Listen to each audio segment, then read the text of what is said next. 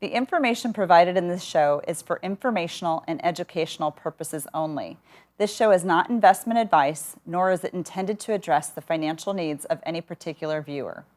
The opinions expressed on this show are not intended to be an endorsement of any particular investment, strategy of service, or any other kind. You must make an independent decision regarding investments or strategies mentioned throughout the show.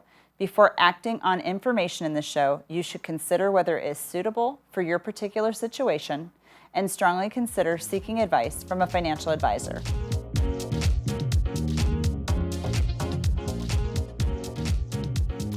I'm so excited to have our next guest, which his name is Austin Adams. He is a partner in the American National, it's the Home Insurance Department for Property and Casualty. We're going to talk, in depth about certain things, and this is where my call to action is to you. When was the last time you looked at your car insurance? When was the last time you looked at your homeowner's insurance? Do you have the right replacement cost for each of those items? Do you have good deductibles that you can afford to come out of pocket for? I say this as a call to action is because most people have no idea that they are so underinsured in these areas, especially when it comes to your home being replaced for the value that you want it to be replaced for, and then making sure that you understand how much do you want to come out of pocket if your house burns down. We've had a lot of fires in California the last couple weeks and couple months. You don't want to be caught in that situation where you don't have the right protection to replace the home that you have worked so hard to build. The same thing goes for your vehicle. If your vehicle isn't worth as much as you thought it was, maybe it's $10,000 or less or $8,000 or less, and you're still paying for full coverage on that vehicle, you might need to have that looked at, because are you willing to self-insure for something to be replaced? Or do you want to make sure that you still have full coverage and pay those extra premiums that you maybe shouldn't be paying? Now, high deductibles will reduce your premiums. What are you willing to come out of pocket to replace that car? What are you willing to come out of pocket to replace that home? What are you willing to come out of pocket even for a liability umbrella in the event that you're sued? We have a very high lawsuit society here in Southern California as well as the state of California, and it is tremendous. So do you have $1 million or more to protect you in the event of a lawsuit? You don't want that to ever happen, but you don't want to ever be in a situation where you don't have that protection. So we're excited to have Austin on the show. He's going to share with us a little bit about his entrepreneurial dreams and success and all the financial wherewithal that has basically shaped him into being the person that he needs to be. But one thing that I really want to resonate with you is mentors are an incredible, incredible solution to be able to get the advice that you need to be successful in your business, but also successful in your personal life. And we can't forget about the personal, because if our businesses are just doing incredibly well, but our personal lives are suffering because we didn't do the right financial planning for it, then that's your call to action and say, I need to get those both coordinated, integrated, and create success with it. We're really excited to have Austin on the show, so check it out.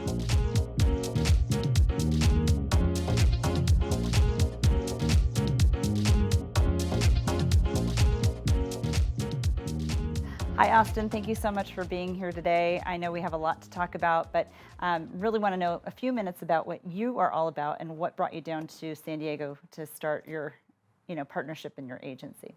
So I'm really happy to be here. Thanks so much. I am originally from Utah. Okay. So I was born and raised in Salt Lake City. Mm-hmm. I lived down here in San Diego for a little bit, and then my parents divorced, and we kind of ended up back in Utah and did the whole single mom thing. Mm-hmm. And just kind of lived life where money was a struggle, and so I didn't really want to, I just didn't want to keep that going, perpetuate that. Mm-hmm. And so I just did a bunch of humanitarian work, which I'm sure we'll kind of discuss. Sure. And when I came home from doing that and had to kind of figure out what I was going to do, mm-hmm. It was the middle of 2008, 2009, and I couldn't get a job anywhere. Oh, wow. And so I remember applying specifically. I just was applying at Costco, trying mm-hmm. to get a job. Mm-hmm. And the lady took me aside. She was the sweetest lady ever. And she just told me, she said, I have somebody bagging my groceries with a master's degree. Oh, wow. I'm not going to hire you. Mm-hmm. And so I was like, I got to figure something out. Okay. And so that's what kind of got me into insurance. And we're talking property and casualty insurance, right? Yes, mm-hmm. yes, property and casualty insurance. Mm-hmm. And that's an industry my dad was in. Okay. And so I just kind of realized that I'm not gonna do this the way that I thought I was going to do it. So I opened up a brokerage and ended up getting recruited to come down here to San Diego. It's not a bad move. Not a bad move. Not a bad move. place to be, right? Yeah. So from those humble beginnings from when you were young, how do you think that shaped you for your relationship that you have with money today? I think I realized there's kind of the old adage that like money can't bring you happiness, and I do agree with that. But I do think also that not having any money can bring lots of unhappiness, right? Stress, and so I just decided, really early that watching my mom put in those super long hours, and I'm so grateful for her doing that. And seeing on the flip side, my dad down here in San Diego is where he stayed. He put in so much time too to be able to, send money up whenever we wanted to do anything. And then from kind of just a young age, with the support of my parents, I was able to get a job really, really early, and I just worked nights. And I feel like even though it's not the center of the happiness, it does create the opportunity to build those memories.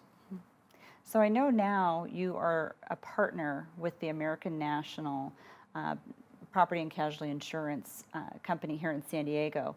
So how did you create your success with the financial planning process, advisors, mentors? How would you say is the best resources that you use to be able to help you create the most success? I would say, to be honest with you, one, I have to give a shout out to the agency owner, Jeff, who was just awesome enough to give me an opportunity. Being a young guy and having some ideas, he was pretty open to letting me kind of just go loose and bring some new, fresh ideas. And it turned out to be really awesome. And I think that it was kind of looking at insurance from a different perspective. I feel like there's a lot of guys who want to be in the financial industry as like a jack of all trades. And I've just never found that to be super successful. And I think that it's kind of like if I was to have some sort of medical issue and needed brain surgery, for example, I wouldn't want my general practitioner, not that he didn't go to schooling and not that he's not a doctor and great at his job, to perform that brain surgery for me. And so I really just took property and casualty to heart. I wanted to be the best that there was in creating a package that it really is the first line of defense for your assets, these insurance policies that we're making. And so I talk to people day in and day out who just have, state minimum coverage. They have no idea what that means. Yet they want to build up these assets and sustainable income and all that. And so with you saying this too, it's so important because people are working so hard every single day to make their money, to create their wealth, to create their assets, but yet they have so little to protect it. And that's really where you come in. Yeah, that's exactly right. And it's not their fault. It's not their job. They didn't read the books and understand this stuff. This is my job. Well, they pretty much didn't go to school for it, right? That's right. Yeah. And so it's a simple thing, and it's something that everybody has to have it, and it's a thing that I think we hope to just complain about, right? That's the goal. But when you need it, they call them accidents for a reason, and to be losing assets for something so silly as that, I think that's what's helped us create such a sustainable clientele with really loyal customers, feeling like they're protected. So I know I already asked you the question about what you feel that your relationship is with money, but how about in your personal life? My relationship, so I have two girls now, and a boss, Brittany, my wife, who's amazing. And we have a little boy on the way. So I finally did it, finally. And I think that my relationship with money is that I want to be able to help them dream. And that's kind of my goal, is to put in these long days and these super hard hours. And I want, my daughter, Charlie, she's 5. And she thinks she's going to be a professional soccer player. And as most 5-year-olds yes, do. Yes. I mean, and maybe she will. She probably will, right? She's going to change the world. But I want to be able to give her every opportunity to do that if she wants to do that. If she wants to, go to college and go to medical school, that's really what it is. Money for me is a tool, is a tool to help just create a stepping stone for my kids, really. and keep my wife happy.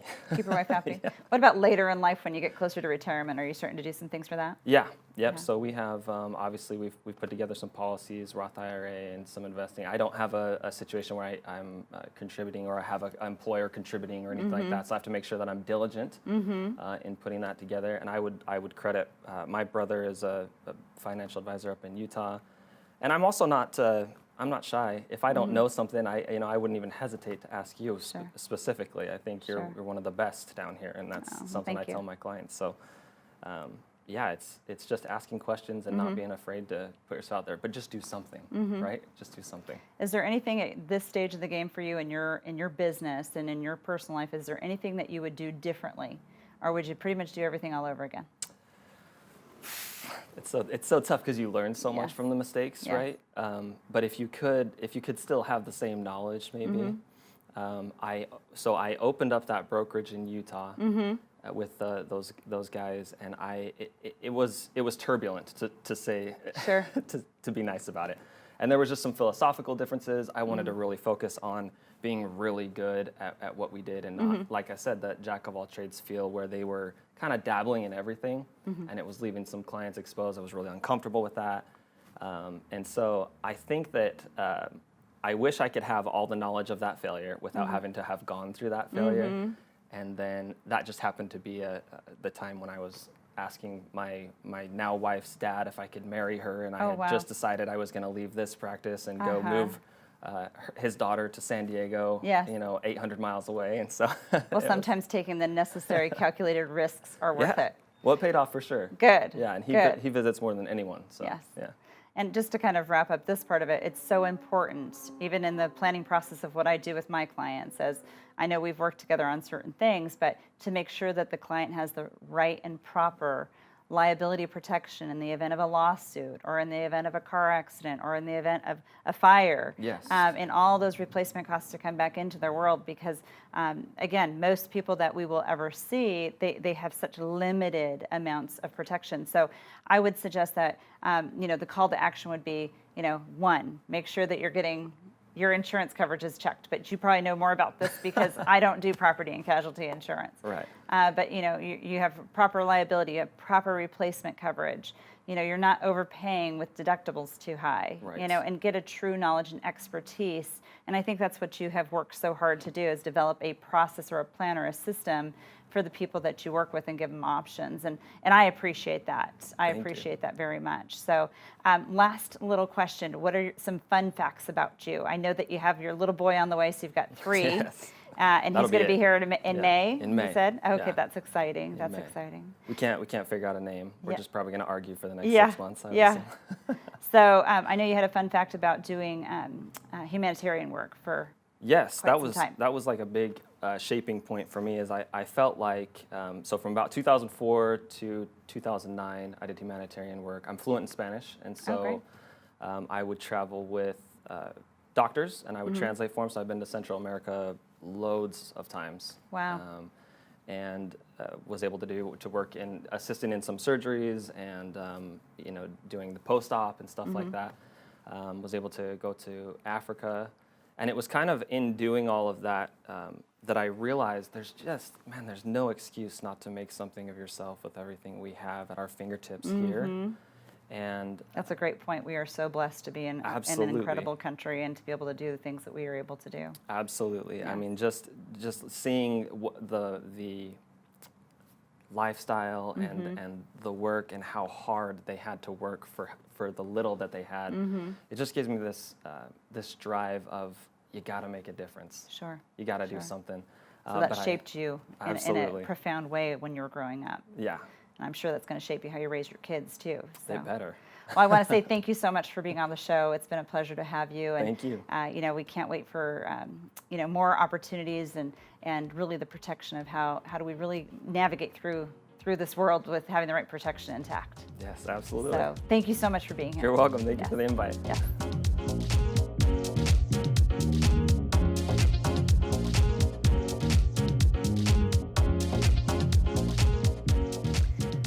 We're so so glad that Austin shared so much of his wisdom and also the things that shaped him as an individual and really created the success for him for his business.